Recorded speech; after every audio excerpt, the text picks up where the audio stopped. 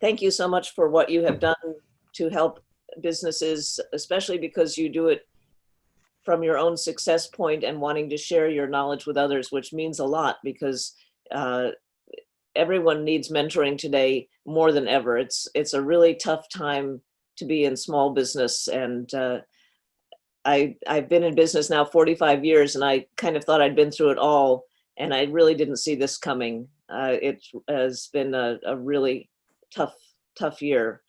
Um, I wanted to talk a little bit just to start out with about how I got into retailing, because I think it's worth knowing that very few people intend to get into retailing. You know, it's not something that people plan for, that they get an MBA for. My own story is not that different. I came to Madison to get a master's degree at the university in Danish literature, which I can highly recommend if you want a good career starter.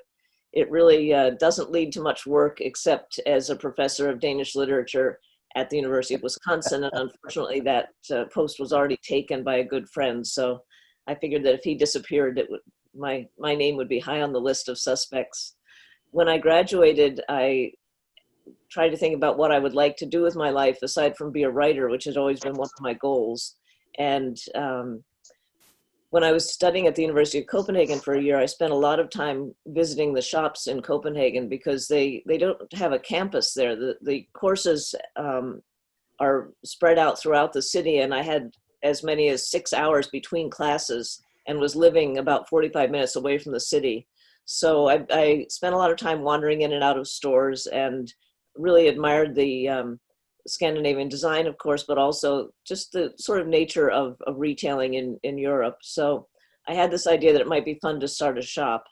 I approached, I don't know how many of you remember Board and Stole. It was a Scandinavian furniture store in Madison for many years. So I approached them and I said, you know, I've never worked in a retail store. I've been a dental assistant because my dad was a dentist, but that's kind of my work experience. So Janice Hopman of Board and Stole said that she didn't really need anybody to work in her store, but she wanted to learn Danish. Well, that of course was one of my few skills. So I tutored her in Danish briefly until an opening came up to manage a store that she was about to open on Monroe Street.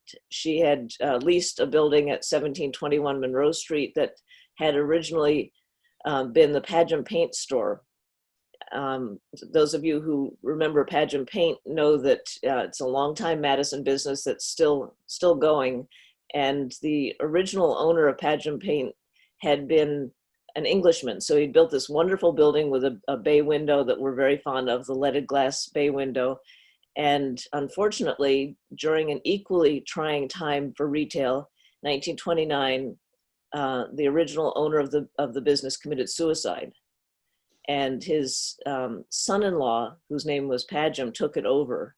And we actually ended up buying the building from the Pageants. But when Board and Stole decided to open the branch store, it was going to be their campus cash and carry branch. They asked me to manage it, even though I had at that point not worked a single day in a store. And it was a challenging way to start. We had this great first day and sold a chair, and then the second day the person returned the chair. So we had a negative day the second day in business. We had a good Christmas season, having opened in October. And then in January, Board and Stole decided that our branch store should pay its own bills. Well, those of you who have been in retail or wholesale know that many invoices are net 30. And so they handed us this stack of bills, but they didn't give us any of the money from the Christmas season. So we immediately went into sort of a downward spin of not being able to order more merchandise, not being able to pay our bills, getting calls from vendors saying, where's our money? And, you know, that's a valuable experience to be through in a way. But my husband, Dean, and I decided to try and buy the branch, even though Board and Stole didn't even have a lease on the building. It was a handshake agreement. And we bought the business 6 months after it opened, renamed it Orange Tree Imports. A year later, my husband, Dean, who had been working in his family business selling packaging machinery, came into the store's business with me with the original idea that he would spin off a cookware store later. So it was kind of a temporary arrangement of being in business together. But he never left. And so we have a store that's completely divided into his and hers. For those of you who've been in a husband and wife mom and pop business, one of the things that kept us going is having separate areas, not just in merchandise, but also I'm in charge of personnel, he's in charge of insurance. So we divide things up so that we're not always stepping on each other's toes. Although I have to say that having been in business together for 45 years, with the pandemic, we are now together 24/7. So it's a good thing we had some practice.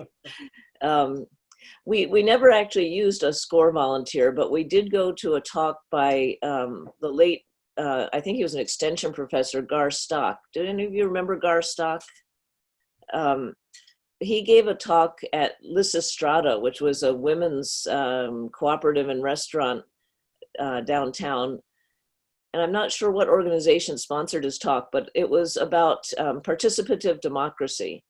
And this was a management mode that we had not heard of before that was really interesting. He said that you should let your employees choose your other employees. You should give them a lot of entrepreneurship opportunities, and you should let them set their own salary. And he said that his theories were so popular that people sent him envelopes of money all the time. Well, two things about his talk I never quite vetted. One was the envelopes full of money, and the other part was the idea of letting your employees set their own salaries. I'm not really sure that that would ever fly in a business, because you have to have some equity among employees. But we implemented the rest of the idea. We do all of our hiring by consensus. Our staff has a lot of say in what happens. Just as an example, I decided on Tuesday that we were ready to increase our number of customers at a time from 5 to 10.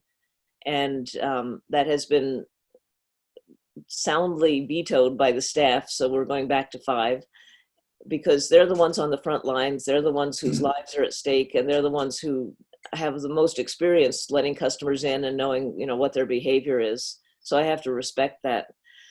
When the store was, let's see, 25 years old, I guess. No, 20 years old. I decided that, having started with no business background and had a successful business for 20 years, I needed to share what I knew with other people. And so at that point, I wrote the first edition of Specialty Shop Retailing. This is the 4th edition.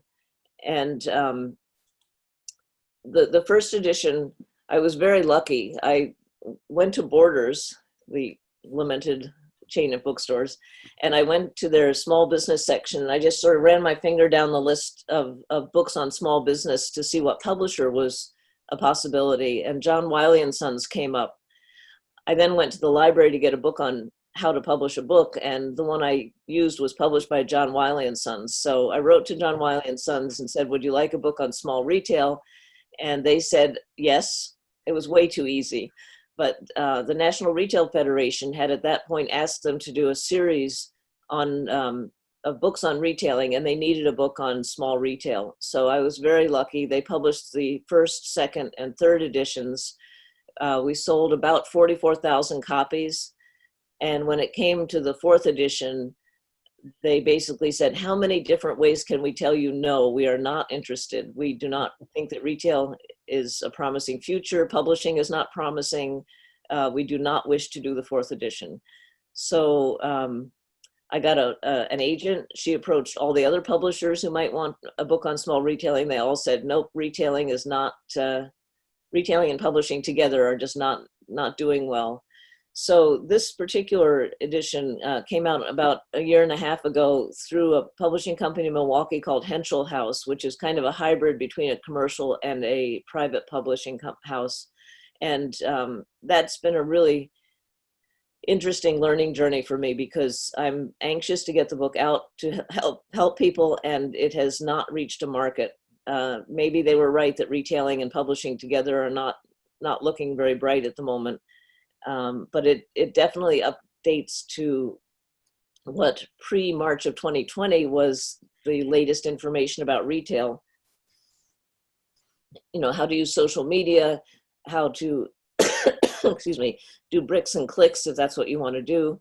And I'm mentioning this because I'm hoping that if you can use this in your mentoring, you will make use of this tool. I'm happy to offer you all free copies. In fact, I have the book for free on our website right now for $5 shipping, but if you're in Madison and would like to pick up a copy at the curbside pickup at Orange Tree Imports, you can just let me know about that. So I'll repeat that information at the end of my remarks.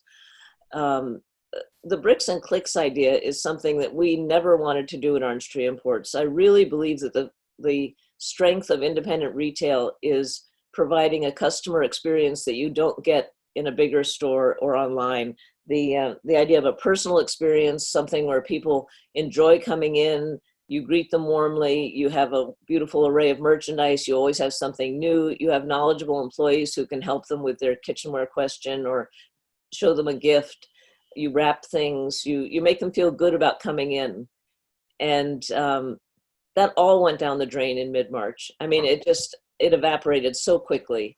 And now that we are open to 5 customers at a time, we treat them like criminals, I think, when they come in. They have to ring a doorbell, they have to wait, they have to wash their hands, they have to have a mask.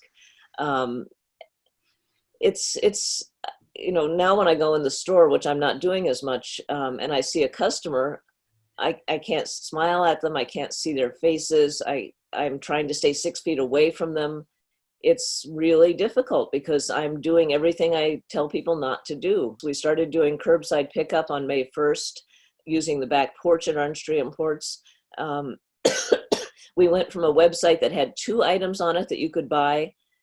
The rest were kind of just for informational purposes, to having at least 200, if not more.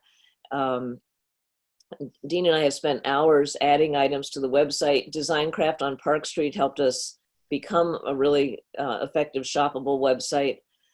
But the only thing that makes this possible is the curbside pickup aspect. We are not a real bricks and clicks business in that we don't ship. We have so many thousands of items that are all different sizes and shapes, and we really don't want to package everything up and ship it out. So I'm hoping that things will at some point return to more in-person shopping. What we're finding now is that our online orders are trickling off, but people aren't necessarily coming into the store either. So July is not a real happy time for small retail in Madison, at least. I've been head of the Monroe Street Merchants Association for over 40 years and have helped a lot of entrepreneurs open stores on Monroe Street. We have a lot of locally owned business. Almost everything except Trader Joe's is locally owned. And it's a very tough time for everybody. I mean, we just did a survey and we don't think that we have very many that are in danger of closing right away, but there are a lot of them that are struggling, especially the restaurants. It's a terrible time to be a restaurant owner. So, I'm doing what I can to help them, but I think that aside from monetary assistance, which has been great, I mean, certainly the PPP program, almost everybody on Monroe Street has gotten PPP money. The CARES Act bonus has been a bit of a mixed blessing because when we laid our entire staff off in mid-March, we were very comforted to know that they would be taken care of. In fact, many of them are making twice what they normally make working for me, which makes them a little reluctant to come back to work. We did find out about a program called WorkShare that has allowed us to bring people back 40% of the time while still getting the CARES Act bonus. And I don't think that enough people know about that program. Of course, if the CARES Act expires in 2 weeks, it doesn't make so much sense anyway. But it has really helped us. We also had in May, 2 employees who were not on our unemployment. One of them was working at a lab that she was getting paid full-time for, but she couldn't go into work with.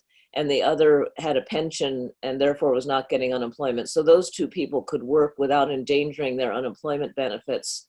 But the rest of the staff that's on WorkShare and unemployment has come back 40 to 50% using WorkShare. Big question right now is what's happening in 2 weeks to the CARES Act bonus, which has, as I said, has been a great comfort to our staff and to me, but it also has made people reluctant to come back to work. And also the danger, the danger of being in contact with the public is a big fear in everyone's minds. And I know that we're not alone in struggling with this. Obviously the school system, there's so much doubt everywhere, but I will say that retailing is a difficult business to be in at the moment, but our son in Chicago and his wife are both in the theater world, and that's even worse. So whatever we can do to help people get through this, I think is great. And hopefully with a vaccine or whatever, things will get back to normal, and we will look back on this year and part of 2021 and say, wow, we got through it, I hope. So I guess I would like to open it up to questions, because you're all working with different businesses and all have a lot of different backgrounds. So I'm happy to answer any questions that I can. One of the big changes that happened over the past 10 years is social media.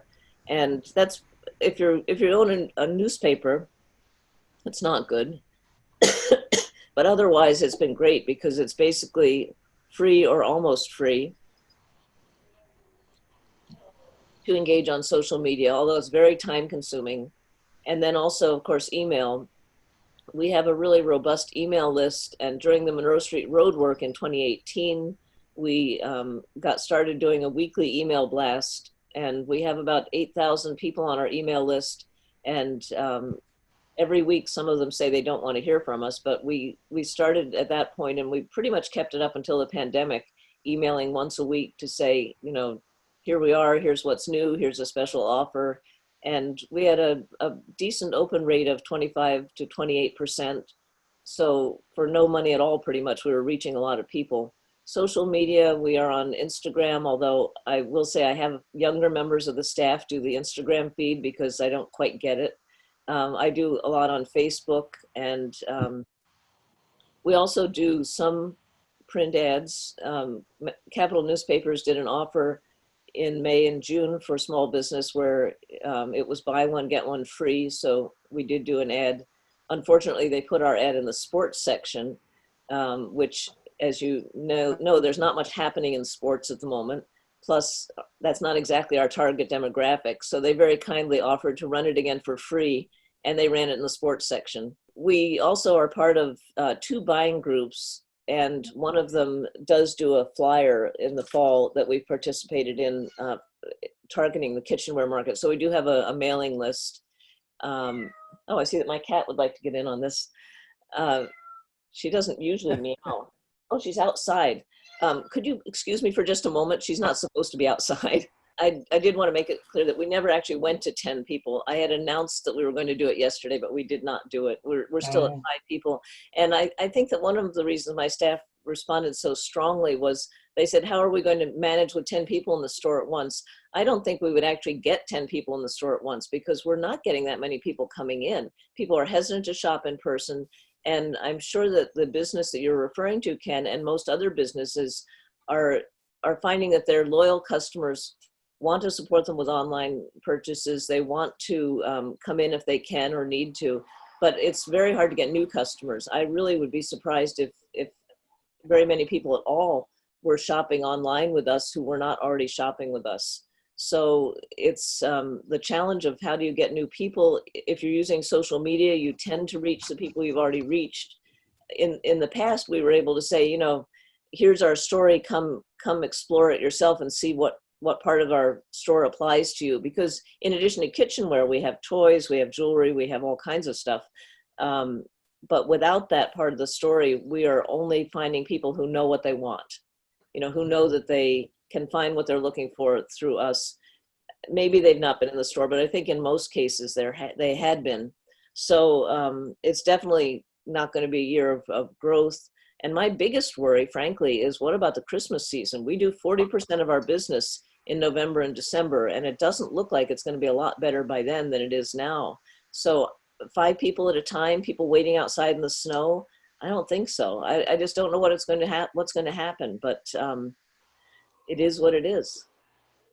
The appointment only and Facebook Live, some of those things we have talked about doing. There's a store on Monroe Street called Good Day Shop that has done a really good job. She's younger and more media savvy but that one-on-one stuff is very time consuming. Right. And we are old enough, you know, being a 45-year-old business, that we had been doing a pretty decent volume, and you don't get up to big numbers if it's by appointment or 5 people at a time. So I mean, I think in a way I have to look beyond this and say, okay, how if the store gets through this, or if you're starting a new store, what can you do well after this happens? Because it's going to be pretty hard to come up with terribly inventive ways to be successful during COVID-19. I write a weekly blog for retailers, and I would love to have you read it. It's specialtyshopretelling.com. I have 575 blog entries so far. It gets a little hard to come up with something to write about. But in February, I think, I wrote about the fact that there was this new virus, and that it was going to make it hard for our supply chain, because so much of the merchandise in all of our stores is now from China.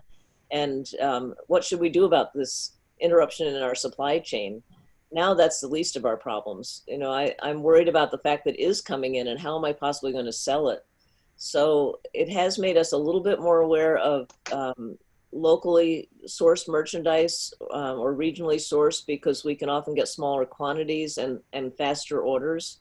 I'm also aware of the fact that a lot of local makers are dependent on art fairs to sell their merchandise, and that's not happening. So we, you know, we do try and work when we can with local people and sell their merchandise if they're set up to sell wholesale.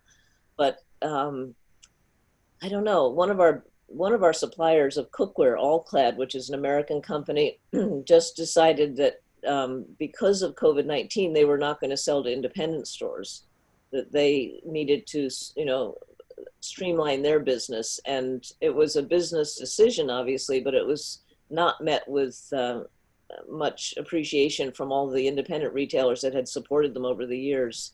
So I am probably going to see some of my vendors go out of business. I hope not, but we're not placing big orders.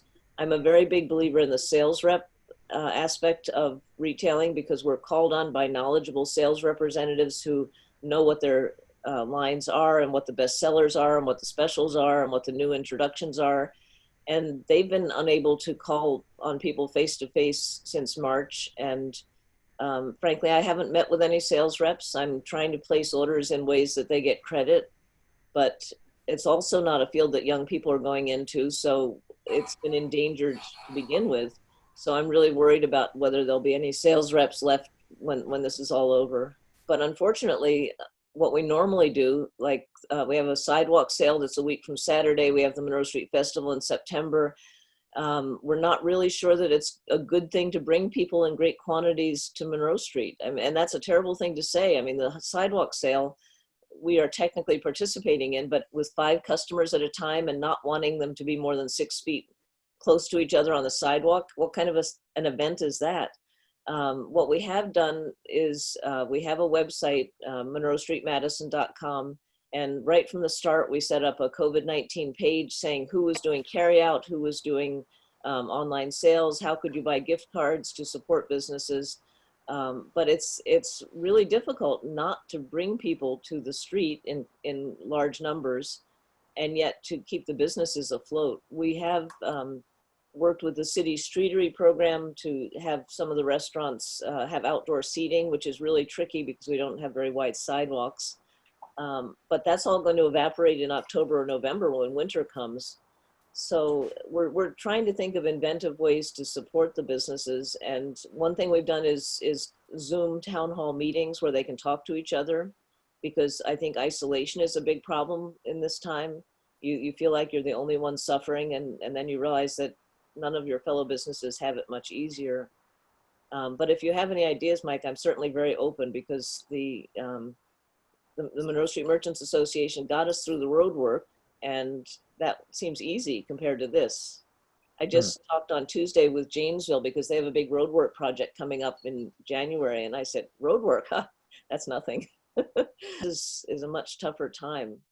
I did want to touch on one other change that's happening nationally, though, and that is the trend towards restaurants instead of retail. And that, of course, is thanks largely to Amazon. I think that our towns and cities are going to be really challenged, because on Monroe Street, we have before the road work at least, we had over 20 restaurants and coffee shops, which I think is too many for our area to support, and fewer retail stores because people are shopping online. So if you are losing retail stores because of online shopping, and then you also lose restaurants and coffee shops because of COVID-19, those small business communities are really going to be suffering. And as you all know, you need a sort of enough businesses to attract people. A small town that only has, you know, a bar and an insurance company and a real estate agency is not going to have people shopping locally.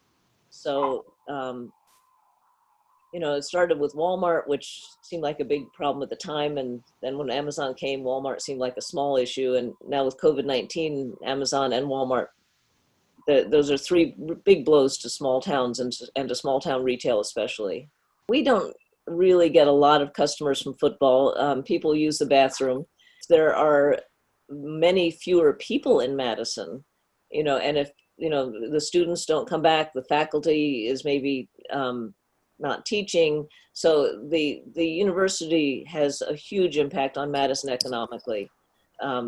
People might not, I mean, it's not as if that many of our students, of our customers are students, but we have a lot of graduate students and faculty who shop in our stores. So the fate of UW is certainly a very big influence on Madison in general. And the football games, yeah, it certainly is one more blow to normalcy. From an Orange Tree Import standpoint, we have benefited from the fact that people are staying home in that they're cooking more, but that's a pretty small thing. The shift to working at home, I think, is a plus for online shopping. You know, you're sitting at your computer anyway, and you think, oh, gee, we're out of such and such. You know, are you going to seek out a local store and get in your car and go do curbside pickup, or are you just going to pause whatever you're doing online and click on Amazon and order from it? So we're very fortunate in Madison to have a strong buy local movement, and Dane Buy Local was instrumental in getting money through the county to help small business in our area. But I'm concerned about whether younger people are buying into the buy local movement as much. My daughter's friends in Boston once, one of them remarked, well, of course you shop online and then you go out to eat. So shopping online is something they've grown up with, and they may not value local retail as much as everyone who's bought into the buy local movement has. So it's something that has been a great savior for local businesses in many cases, and we need to continue to support the shop local or buy local movement. I met with a younger retailer recently and asked her advice. So for social media and such, I do think that younger people have a lot to teach older people like me. But I've also reached out to the Greater Madison Area Chamber of Commerce, and they helped me find the Workshare program, which was great. I wouldn't have come across that by myself. And we have a group called the Metropolitan Neighborhood Business Council of the Greater Madison Area Chamber of Commerce, which is the heads of all of the neighborhood business associations in Madison. And we meet quarterly at the Chamber of Commerce. Of course, we're not meeting at the moment. And we do share, best practices and promotional ideas and such. So that has also been very, very useful. I'm happy to help in any way I can. As I said, I do a lot of speaking at conferences for retailers back when there were trade shows. When we were talking a moment ago about supply chain interruption, the way that you do buying in our part of the retail world, at least, is you go to trade shows twice a year. And they've pretty much all been canceled. And there are some new consolidating companies in our field, at least, where they are sort of serving as not a distributor, because they're not shipping the merchandise, but you place the order through the companies.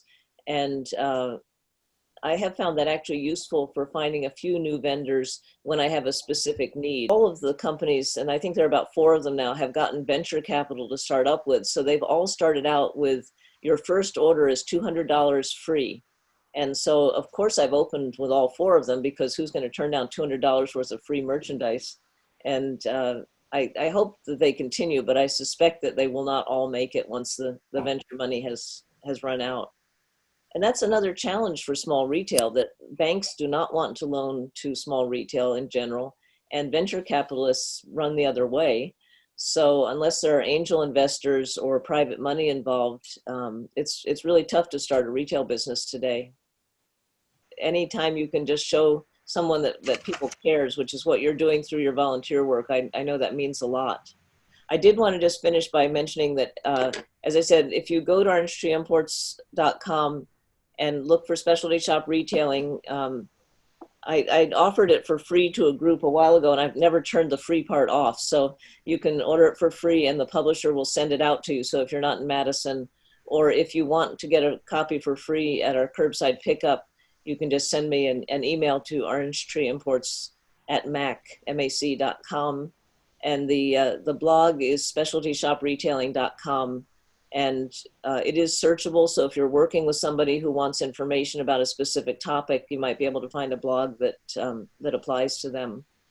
I really appreciate being invited this morning. I'm happy to help in any way I can with a mentor. I don't have all the time in the world, but if I can fit it into my schedule, I'd be pleased to help.